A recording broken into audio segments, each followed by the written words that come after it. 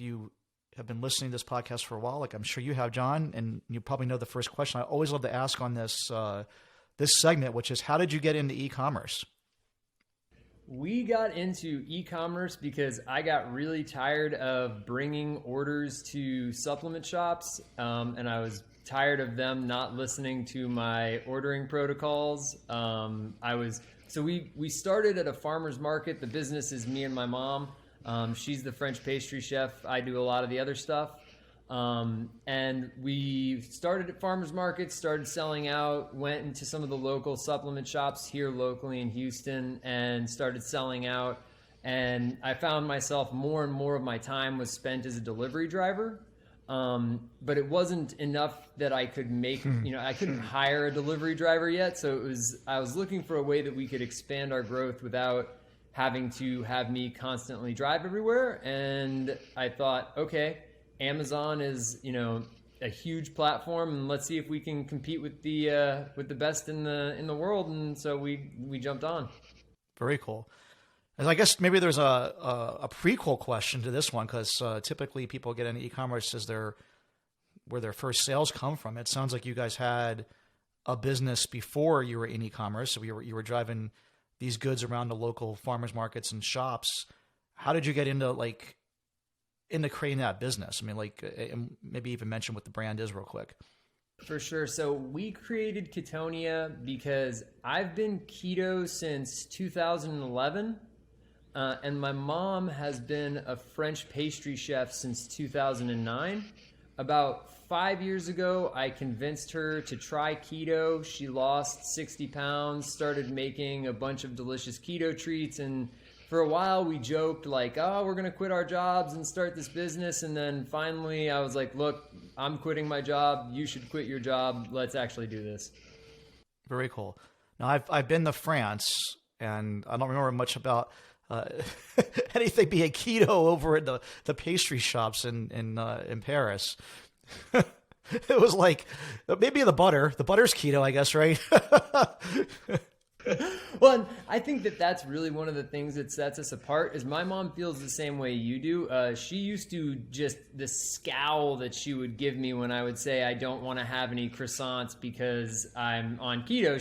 She would just, she didn't understand it. But then right. The great part is that with one of our products, we make a keto bread mix, and part of the kind of value add, because we're a small business, right? I don't have unlimited capital. A lot of people, when I talk to some of these bigger retailers, they say, oh, can you make more products, right? Do you have more products? And we do, but obviously, more than anyone, inventory costs money, and it grows more than you would think. It's not a linear growth per SKU. And when you're a really small business, for us, it wasn't feasible to keep just adding new products and adding new products. So what we did is we took our bread mix and then made about 300 or so recipes out of it. And then we put those all online. And that's kind of like the gist of our social media and content marketing strategy. Gotcha. Makes a lot of sense. So first product's the bread mix. Why bread mix? I mean, there's, all these other keto products out there, keto cookies, keto snacks, keto fried chicken. And I mean, it goes like you go down the keto aisle and when we first got onto Amazon, our first product was actually our coconut macaroons, and they just happened to be our best seller. And they also were a product that I knew with minimal amount of bubble wrap could be done direct to consumer, because we also have a cheese straw, but it absolutely just gets destroyed in the direct-to-consumer shipping process. So we shelved that one. The coconut macaroons came out. They spent maybe about a year and a half at number one in the category of macaroons. Then we had some of these, venture capital funded competitors come in, and now I think we hover in the top 5, but I focus less on that and more on just profitability, and then some of these larger retail deals that we've been getting through ECRM and RangeMe. Gotcha. And so you started this, you said 5 years ago now, right? So we actually started the business 3 years ago. I mean, we officially filed the LLC 3 years ago, but we started. 3 years. Okay. Yeah, we started my mom started product development 5 years ago. We had her house got flooded during Harvey, and so it kind of paused our rollout a little bit. But Sucks. man, it's you learn things from everything. So it's not, thankfully no one that I knew was hurt, and all of our stuff had insurance. So you move on. So what have the last 3 years look like for you then? I mean, you got started on Amazon, you had this successful macaroon product, competitors come in and make your life difficult, but I mean, it sounds like you're still selling. I mean, number 5, and that's a pretty competitive category, still pretty decent. Have you launched more SKUs? What have sales look like? Let's kind of talk about the journey a little bit. Okay, so the journey when we started the coconut macaroons, we launched, we went to a convention called KetoCon and lined it up and went KetoCon, then Prime Day, and we went pretty quickly to number 1, and that sales were great. Probably about $30,000 a month worth of sales. And so I guess this is the part where I tell you all of the things that I've messed up in the 3 years that I've done this. Things that I've got to learn the hard way. You can spend too much on ads, which I know doesn't sound like something that should be any surprise to anyone, but I kind of had to. I learned that the hard way. Over the journey, so it stayed pretty similar, right? We launched the coconut macaroons. The sales did okay. We've been trying to find it. We had been trying to find a co-packer, right? Because me and my mom were in the kitchen actually hand scooping all of these coconut macaroons, and it made the business really difficult. So the first task that we really were trying to find was, how do we find co-packers so that it's not me and her trying to scale this business. And so one of the things that happened was I didn't cover all of my NDA bases as well as I probably should have. So we had a competitor come in.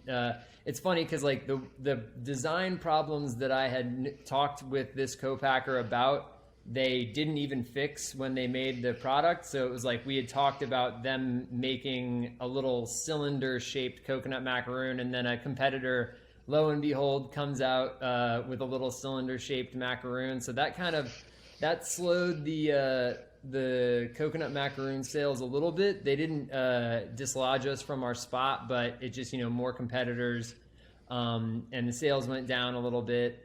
Then the reason that we wanted to bring the bread mix out is because when we were at the farmer's market, the bread mix was our best seller, and I couldn't find a way to get the logistics to work, right? It's just so hard to ship fresh bread to people that's not just absolutely laden with preservatives and all kinds of stuff like that. And even if you do that, it's still, you got 14 days, so you're going to need to 2 days ship it, and nobody wants to pay $30 for a thing of bread. So the bread mix was kind of like our way to increase our SKUs, but minimize, all of the things that come with adding a new SKU. And then, unfortunately, COVID happened. Actually, COVID happened earlier, but the real thing that's been hard for us in the last 6 months is just the unrelenting rise of these prices. So like our bread mix, the number 1 ingredient is vital wheat gluten. Last November, I bought vital wheat gluten at 88 cents a pound. The last spot price that I saw was $2.49 if I buy 3 pallets worth, but it has gotten as high as $3.15. Wow. And it's kind of the story across the board, right? So then I was talking with my CFO. One of the big things that all of the craziness that's happened since COVID really made me realize is that I can't run this business on cash accounting, and I'm not smart enough to understand how to implement accrual accounting. So, or I wasn't able to, I didn't think I could handle the job on my own. So I hired a firm to come and help me kind of get all the books switched over to accrual so that we can have a much better idea, or any idea really, because if you're doing cash basis, I mean, you don't have reliable numbers that you can use for anything. If you're doing at least manufacturing, in my opinion. Yeah. And so we're looking at the numbers. We're going, okay, we had a great January this year, right? We sold almost $50,000 of product, but then when you actually look at it on an accrual basis, it was our worst month. And so I'm looking at it going, okay, well, what can we do? How can we, hedge this? And so unfortunately, then we got to deal with the fun of all of these things kind of took place at once, right? The prices went up on my ingredients, and so I had to raise the price of my product. When you're in grocery, if you bump over $14.99 in price, you bump from a 7% fee to a 15% fee. And then pretty much about the exact same time that all of that was happening, Amazon did their own across the board increase on fees, and that kind of coincided a lot with some of their storage limits. And so we had to raise our prices, and the sales took a big hit. Thankfully, we had already really been focusing a lot on the retail space, the actual physical space, because there's just so much more of a presence when it comes to grocery in person. People like to buy stuff and eat it right now. And so while we didn't want to, I would never turn something off that's paying the bills, right? Because as much problems as I have with Amazon, they are 95% of our business. And every time that we've tried going to a Shopify model. I have a Shopify store. It's how we got verified on Pinterest. But, I just felt like anything that I did in the e-commerce space that wasn't driving traffic or driving sales on Amazon, it couldn't, even if I make 5 or 10% more doing my sales on Shopify, every lost sale on Amazon hurts, right? That flywheel. And so we really just went back to focusing all of the traffic, all of our e-commerce efforts on Amazon, and then just also having a more long game strategy of developing relationships with some large retailers here in the States. Yeah, and those retailers can really help the whole Amazon thing as well, because people go buy things at retail, stuff's in their home, they're buying stuff on Amazon as well. They're co-shopping both at the grocery store and on Amazon, and scan the barcode and they show up the next day. So it could definitely help. I think the retail presence can definitely help with the Amazon part. Yeah, I mean, all of us are dealing with these struggles right now. I mean, it's sick to kind of hear that your COGS are going up 3x. I'm sure you have not been able to raise your retail price 3x to compensate for it.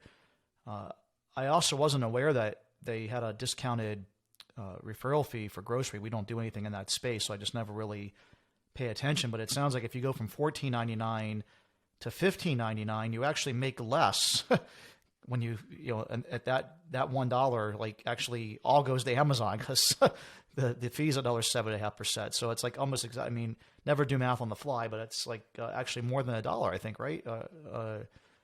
Because of that increase. I mean, it's crazy that phenomenon exists.